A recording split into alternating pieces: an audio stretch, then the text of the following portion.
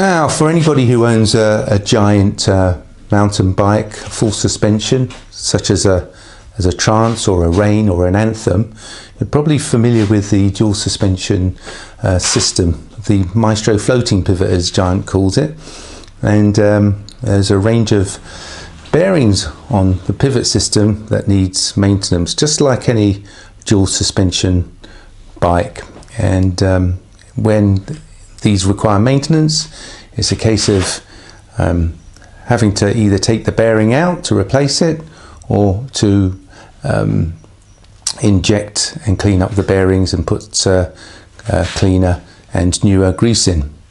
Now, Maestro actually have a tool to extract these bearings in. In fact, they don't just have one tool, because there's different shape, size bearings in each of these housings. They have a kit, and this kit looks like this. And this is the kit box. Lovely box. Look marvellous on my mantelpiece in the living room, but actually it holds tools. And those tools are to disassemble and assemble bearings. And each of them is designed, each of these little tools here, 6 of them in total, are designed to remove and assemble specific size bearings.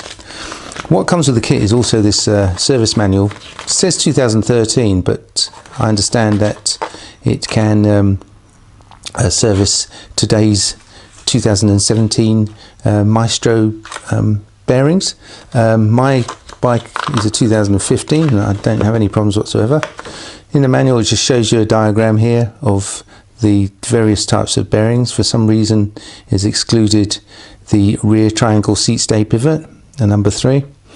But and then for all of the 6 types, it shows how to disassemble and assemble. Very useful manual. The type of tool that you use is dependent upon which bearing you're removing, as you can see from this chart. And this is a toolkit. It looks very swanky in its box.